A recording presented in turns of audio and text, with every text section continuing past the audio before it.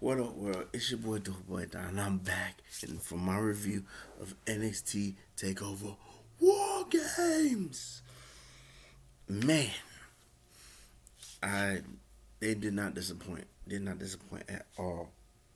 Um, it was just 5 matches. It was just the 5 matches that were advertised, but it was still really, really good.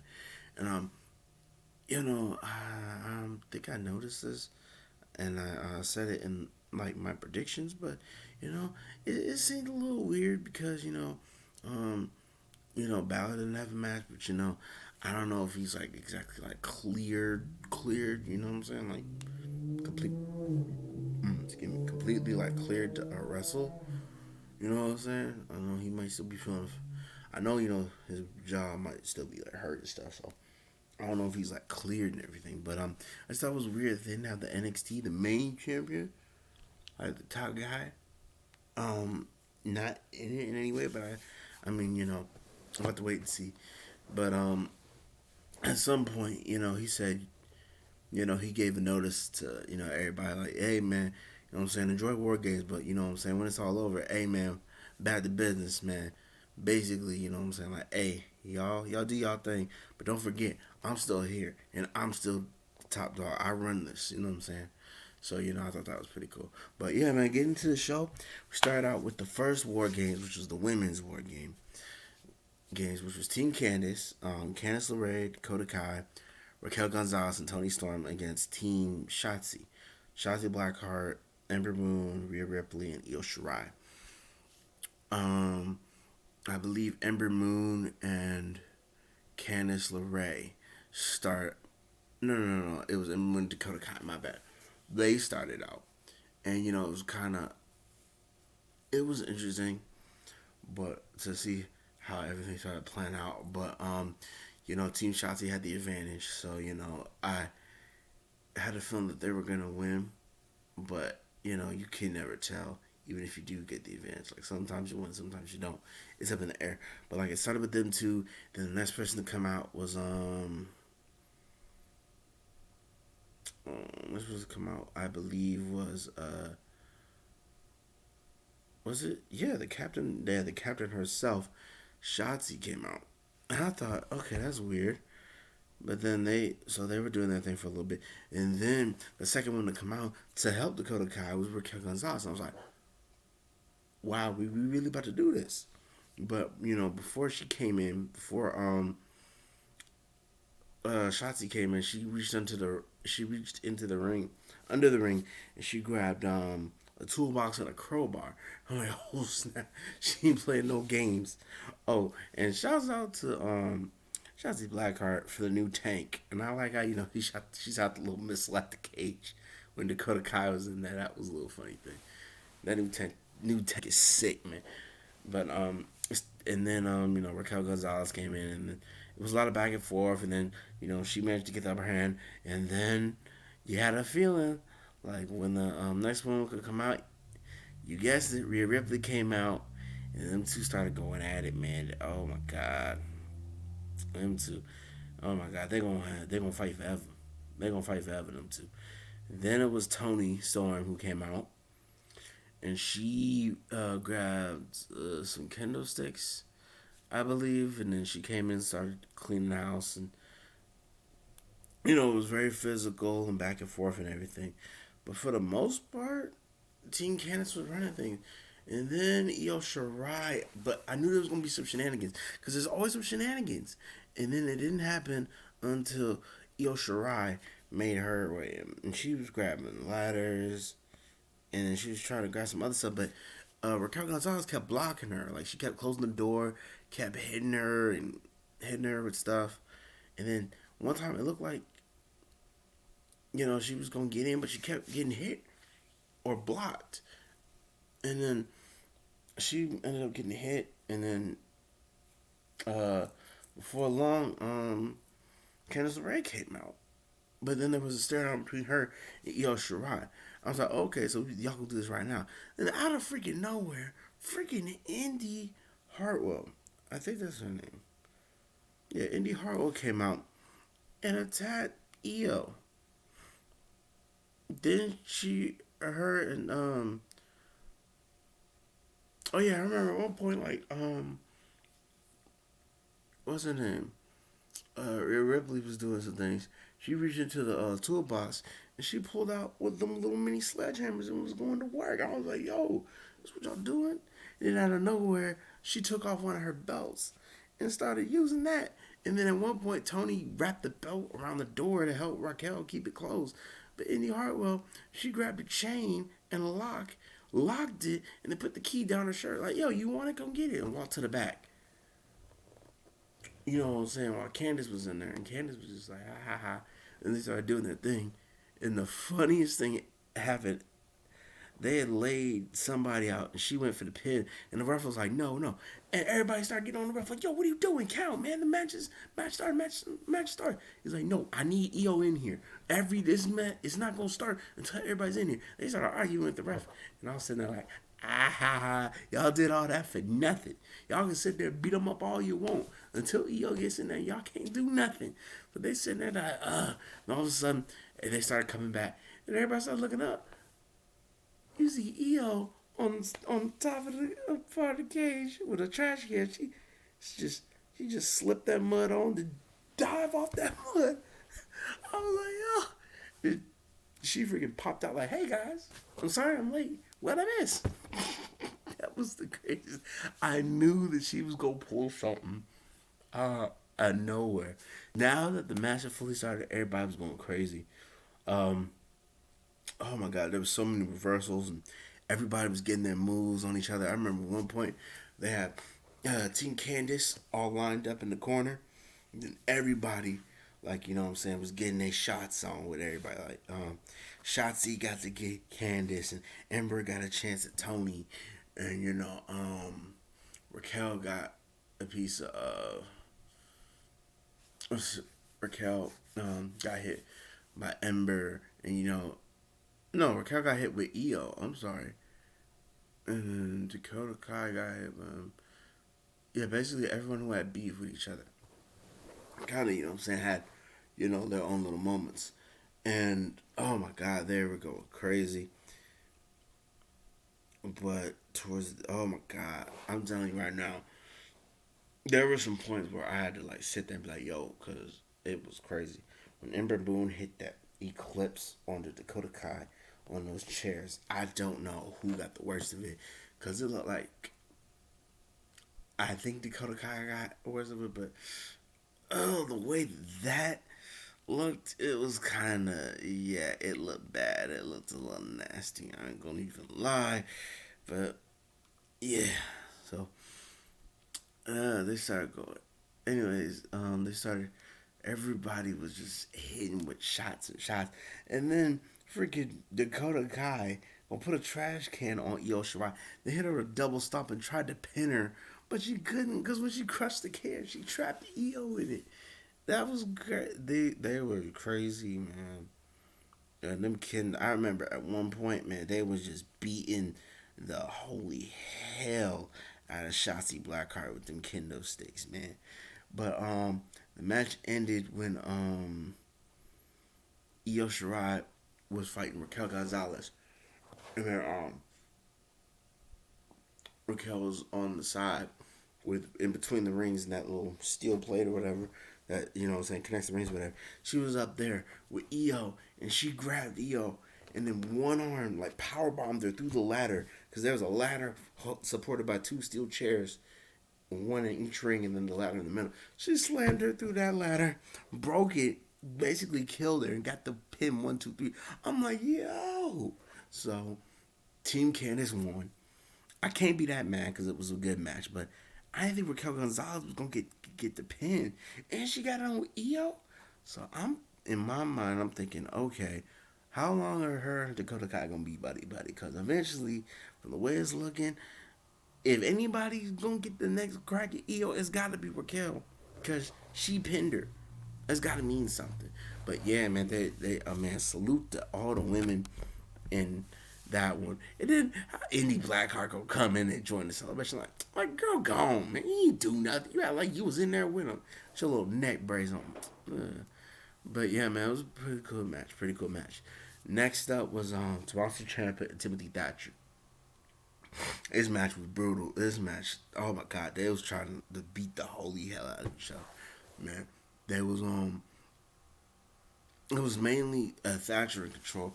For some reason, at the gate, like Tommaso was trying to get him with the mat stuff, and like that's Thatcher's wheelhouse, man. He can go all day, every day on that. And so spent the majority of the time, putting Tommaso in holds. You know what I'm saying? He was targeting his knees, and his throat, and his neck, and all that. And Tommaso could get a little bit of offense, but not too much. And then at some point, he hit Thatcher with his knee, and he busted his ear open, and he was bleeding from the ear, and he was bleeding from the nose.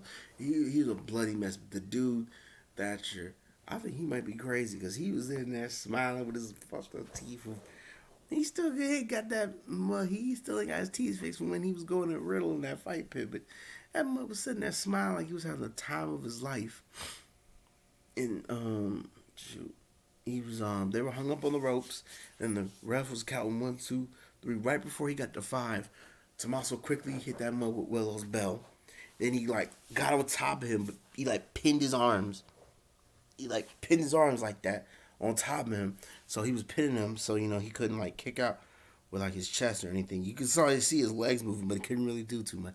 But yeah, man, 1, 2, 3, Tommaso got that win. I knew he was gonna get that win, but I can't lie, man. Timothy Thatcher, if he'd pulled that one out, man, I would be surprised, man. Thatcher's continuing to rise. I don't think it diminished him in any way. And I think this put Tommaso back on the right track because this was like his first like takeover since in your house when he got freaking demolished by Karrion Kross. Speaking of Karrion Kross, they already starting to hype his return because at some point you saw like this cross with a curl on it, then you saw the clock, and then you heard TikTok, and it was like, yep, oh yeah, he coming. So yeah, man, they already started to build that up, and I can't wait for him to come back. So yeah, the next match was the triple threat for the North American Championship with Johnny Gargano, Leon Ruff, and Damian Priest. This match was pretty good, but oh my god, at some point, I knew that there was gonna be some shenanigans. But oh my god, um, it's basically Gargano and Damian Priest trying to have a match, but Leon, they were trying to basically tell y'all, Leon, yo, bro, get out of here, sit in the corner over there, let us duke it out. And he was just trying to say, hey, man, I'm tired of y'all disrespecting me, put some respect on my name. He tried his best, but he just couldn't get the job done. But I remember one time, Damian Priest was, kind of taking it easy on him until one time he snapped. And he freaking hit this mother with the razor's edge on the barricade with the plexiglass on it. And that dude, he freaking threw him into that. That fell, and then a couple other panels fell, and then he was like sitting there like, "Yo, I'm sorry, man, I'm sorry." You know what I'm saying? He was kind of shocked and like feeling remorse. Then they had to carry Leon to the back, and then it was just Gargano and Priest going for a while. Then out of nowhere, this mud gonna run back out, Leon Ruff, and he almost stole the show. He almost stole it from under Priest, and then it looked like Priest was gonna win. Then out of nowhere, all the freaking guys in screen costumes start coming out like it was Halloween Havoc. About 6 of them, but Damian Priest managed to get him off him. Then he went for the reckoning, and one came and hit him with a lead pipe, and so that took him out. Then Leon was getting it. He was hanging in there. Of course, he really couldn't do anything against Priest. Him and Gargano had to team up to get Priest down. But he was hanging with Gargano for a little bit. But Gargano managed to hit him with the final beat DDT. And 1, 2, 3. Gargano's a champion, and he's the first 3-time NXT North American champion. And then, while he was celebrating and talking smack, yada, yada, yada, this and that, third, one of the guys in the Scream mask came out. He took off his mask. It was freaking Austin Theory. Thought this man quit. And this man was pulling a Vince McMahon. He was like, it was me. It was me, Austin. I did it. Me, Austin. It was me, Austin, all along. He was talking cash shit. I was like, come on, man. So, yeah, man. Johnny Gargano's the champion. Oh my god, I'm just. So I don't know if this is going to start another. I don't know where they go from here. If it's going to be him and Ruff having a one on one, another one on one match again, or is him and Priest going to do it? But I don't know. But yeah, man. So Johnny's a champion again. I did not think that was going to happen. I thought it would have been better if not retained. But hey, man, is what it is. Next up was the strap match with Dexter Loomis and Cameron Grimes, and that's basically how I thought it was going to be. Loomis was beating the absolute piss out of Cameron Grimes.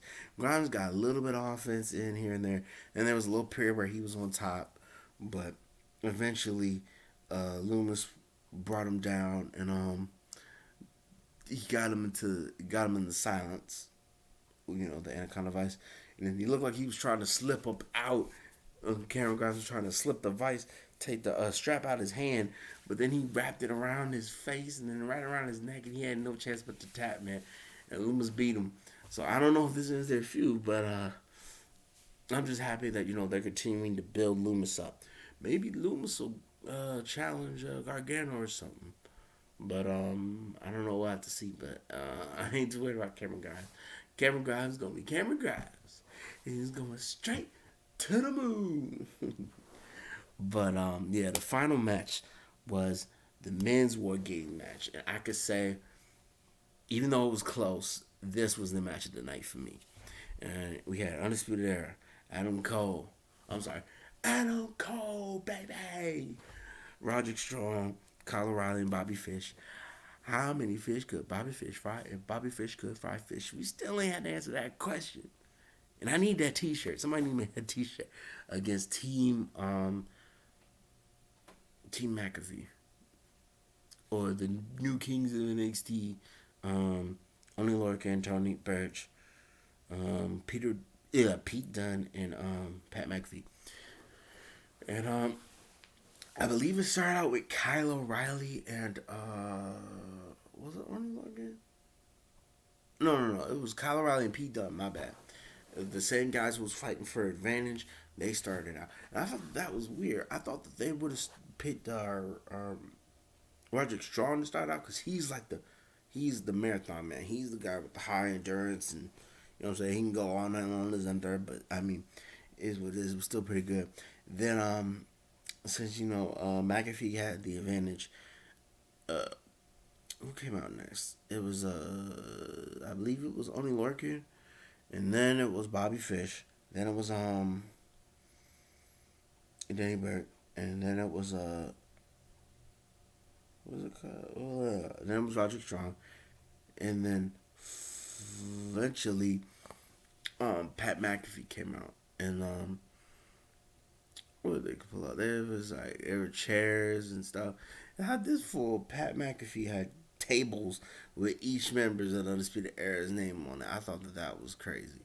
He didn't. I think he only managed to get one of them with it.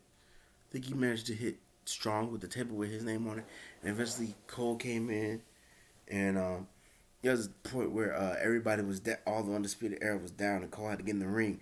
He pulled out a fire extinguisher and sprayed them all, and then grabbed a steel chair and got in the ring. Thought that was pretty cool. And then there was a moment when him and Pat were staring each other down, but Pat wouldn't do it. Pat would not do it. He did not want it because he ended up distracting Adam Cole, and then Pete Dunne came and clipped him. And there was a lot of back and forth with it, with momentum and everything. And then I think Fish speared somebody through a table. That was pretty good. But oh my god. I don't care what nobody says. You can say whatever you want about Pat McAfee. That mother belonged. That mother went to the top of the cell, the cage, whatever. He did that little flip he do. Oh my god, that mess was that was clean. That mother got a clean flip, man. Well, other than that, he tried to do this and that and third. He couldn't do anything. At one point, they had Pat on one side, then they had everybody else on the other side, and then all four Undisputed Era. It was like you're running me running knee, super kick. They kept knocking all of them out until it was just Pat McAfee. Then they surrounded him and started beating the snot out of him. It was so funny. But and then there was a point where um, it looked like Cole and Pat was gonna finish it out, and Cole was trying to go for the Panama Sunrise, but he got kicked off the turnbuckle. Then Pat McAfee got up and he was like, looked like he was about to hit the Panama Sunrise, but he jumped off. He got super kicked. Oh my god, he got super kicked. And then he tried to line him up for the last shot, but he ended up getting low blowed. And they both, him and Cole, tried to do a punt, but they couldn't do it. But when Cole finally hit him with the Panama Sunrise, I thought it was gonna be over. But when that mud Pat McAfee kicked out, I was like, yo, I gained a whole new respect for him. I mean, I had a little bit of respect for him because you know what I'm saying. In his debut, he did show out, but that raised my respect for him just a little bit more higher when he kicked out. I was like, all right. But then it ended with who was it? Somebody had a chair on top of him, and then Colorado like dropped that knee on him and then pinned him. So yeah, Undisputed Era was they won that match, and I figured that they were gonna win. I mean, they've been in all four of them. They've been in all four WarGames. They had lost the last two, so I figured that they were gonna win this one, and they did. But oh my God, you can't say Pat and them. They put up a hell of a fight. So the way I saw this working, what was gonna happen? The fate of the Undisputed Era was hanging on this match. If they had lost this match, and I was just having this conversation with my dad. If they had lost that match, then they would probably break up. That's what he said, and I'd agree with him. But I said that if they win this match, I don't know if they're gonna have that 1 year, that record year where they had all the titles and all the belts and all that. But I don't know. It looks like a slow resurgence. They're gonna try to do that golden prophecy, dripped in gold, and all that. They're gonna try to do that again. But we got to wait and see. But overall, man, I love WarGames. Love WarGames, man. I thought they should have held it in the Thunderdome, but they did pretty good with the Capital, little Capital Wrestling Center. You know what I'm saying? With 2 rings and everything. It was cool. If I had a good rating, 5 out of 5. I don't care. It was good. It was perfect. The card was good. It was perfect. 5 matches. It was nice and concise, and everybody had their little thing, did their little things. It was cool. One of the best takeovers this year, without a doubt, I could say. Um, Match of the night, men's WarGames off rip. The ladies was definitely good too, but oh man, the men's was really really good though. Either way, but either one of them could have took it though. That's how I feel. But yeah, man, that's my review for NXT Takeover WarGames. Let me know what y'all think. You know what I'm saying in the comments below. You know what did you like, what you didn't like. What was your favorite match? You know what I'm saying, stuff like that, man. But man, as usual, man, hit that like button. Definitely subscribe. And if you subscribe, you guys to. I mean, you might as well, since you subscribe, you might as well hit the notification bell. Because you never know when your boy's going to be uploaded, when your boy's going to be streaming. Ladies and gentlemen, we have about depending on when this comes out, 4 to 3 days left until Cyberpunk 2077 comes out. I've been slacking like a mud. I do not know if I'm gonna be able to finish Persona 5 Royal before it comes out, but it's gonna be hard. It's gonna be hard because I want to finish Royal, and I still gotta finish Crash, but I'm gonna be spending a majority of my time streaming. When I'm streaming, I'm gonna be streaming Cyberpunk, but we're gonna try to finish. We're gonna try to finish Persona 5 Royal. But you know what I'm saying. So just be on the lookout. Your boy gonna be streaming a lot more. So yeah, man. It's been your dope boy Don. I'll holla at your party people in the next one. The next pay per view, I believe, is 2 weeks. We got TLC. So it's the main roster's turn. So you know we're gonna see what happens next for that. And yeah, we'll see what happens. And we'll see what happens leading up to it and see the matches and everything. But yeah, man, it's been double. I'll holler at your party people. Next one, I'm out this thing, y'all. Peace.